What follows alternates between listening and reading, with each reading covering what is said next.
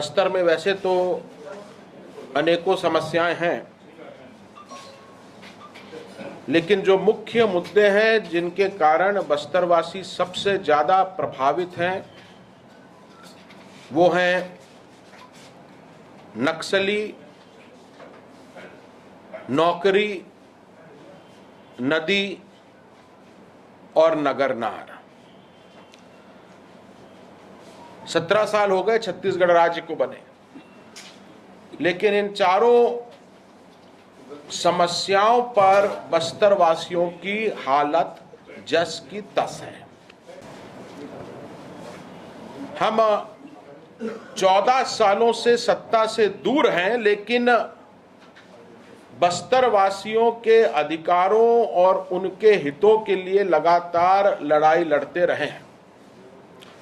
Congress party में मजबूरी का अंजाम अब बस्तरवासी क्यों भुगते हैं? आंध्र प्रदेश को पोलावरम चाहिए तो उसके लिए 2 लाख बस्तरवासी क्यों बर्बाद हों, क्यों बेघर हों? जमीन बस्तर की, लोहा बस्तर का, लेकिन नौकरी और पैसा दोनों बस्तर से बाहर क्यों जाता रहे? यह कैसा न्याय है? 4 साल बाद दिल्ली के राष्ट्रीय दल के एक बड़े नेता का आज कुछ ही घंटों बाद बस्तर में पदार्पण होने वाला है। छत्तीसगढ़ की पावन धरती पर मैं उनका स्वागत करता हूं। 4 साल पहले आए थे, 4 साल बाद आ रहे हैं, फिर 4 साल बाद आएंगे, लेकिन इससे बस्तर वासियों के जीवन में क्या बदलाव आएगा? इससे बस्तर को क्या मिला है और क्या मिलेगा? मात्र भाषण और आश्वासन। और मैं बड़ी विनम्रता के साथ आदरणीय राहुल जी और आदरणीय मोदी जी को कहना चाहता हूं कि बस्तर वासियों को ये दोनों चीजें अब नहीं चाहिए। ना उनको भाषण चाहिए, ना उनको आश्वासन चाहिए। अपना 10 मिनट, मात्र 10 मिनट बस्तर वासियों के सवालों का जवाब देने के लिए निकालें। केवल भाषण देकर जामावारा में कुदाली और रापा से खुदाई कर मोटरसाइकिल पर सवार होकर फोटो खिंचवाकर बस्तर से चले नहीं जाएं।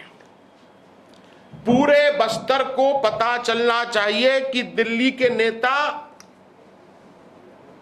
बस्तर में भाषण के अलावा बस्तर को क्या देने आए हैं। दूसरा प्रश्न, क्यों नगरनार इस्पात संयंत्र के निजीकरण का आज तक राहुल जी ने विरोध नहीं किया? क्यों उन्होंने इस मसले पर प्रधानमंत्री जी को पत्र नहीं लिखा? क्यों उनकी पार्टी के सांसदों ने लोकसभा और राज्यसभा में इस मुद्दे को नहीं उठाया? मेरा तीसरा प्रश्न, लॉ अयस्क बस्तर का, जमीन बस्तर की, पानी बस्तर का, फिर भी एनएमडीसी का मुख्यालय हैदराबाद में क्यों है? क्या वो उसको बस्तर में लाने के पक्ष में है या नहीं? मेरा चौथा प्रश्न, बस्तर वासियों को डराने, उनको नुकसान पहुंचाने के उद्देश्य से बस्तर की जीवनदायिनी इंद्रावती नदी पर बने जोरा नाला स्ट्रक्चर को सब्बल गैती लेकर तोड़ने वाले ओडिशा के कांग्रेस विधायक श्री चंद्रशेखर माझी, कांग्रेस विधायक श्री ताराचंद वाहिनीपति, कांग्रेस विधायक श्री रघुराम परल और कांग्रेस के विधायक श्री कैलाश चंद कुलेशिया जब उस स्ट्रक्चर को तोड़ने गए इस मंशा के साथ कि इंद्रावती में जो बस्तर के अंदर पानी आता है वो ना आए, बस्तर सूख जाए, तब इंडियन नेशनल कांग्रेस के राष्ट्रीय उपाध्यक्ष राहुल गांधी जी ने क्यों कोई कार्रवाई नहीं करी। और मेरा पांचवा प्रश्न, पोलावरम पर केवल आंध्र का साथ और पैसा क्यों दिया? क्यों छत्तीसगढ़ के साथ सौतेला व्यवहार किया?